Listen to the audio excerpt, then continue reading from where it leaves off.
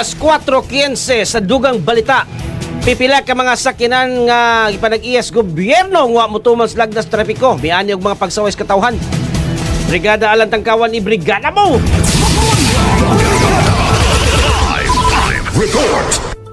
Paugat o abusado ug walay respeto kay giisnap ang lagda sa trapiko.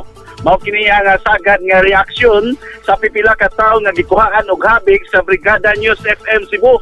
Pinaagi ni inyong tigbalita sa exclusive nga footage Brigada News FM Cebu.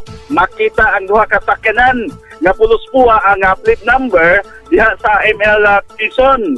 Walay driver o gibiyaan lang nga nakaparada tungod yun sa traffic sign. Wa mosunod sa lagda sa trapiko ang mao nga sakyanan nga nakabutang diha nga dunay reserved park for emergency vehicles nga buot pasabot nga gitugutan lang kadtong mga sakyanan sama sa rescuer, medical team, ambulansya ug uban pa nga mao'y responsable sa pagtubag sa dinaliang alarma o serbisyo. Ang maong sitwasyon ni og pagsuway sa publiko ilang giulagway nga dili tatas ang pagtratar sa balaod sa trapiko ang buhatan sa Cebu City Transportation Office sa Dakbayan sa Sugbo.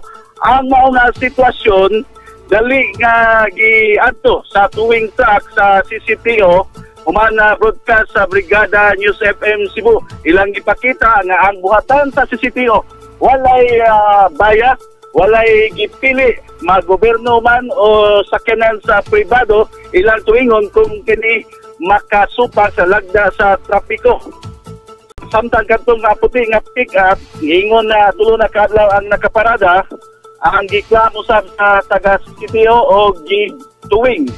Gitinguha sa buhatan ni Mayor Mike Rama nga hapsay ang kalihukan sa Sinulog Festival o Pista Senior Santo Niño, diin gitahasan ang CCTO sa pagpatuman sa lagda sa trapiko.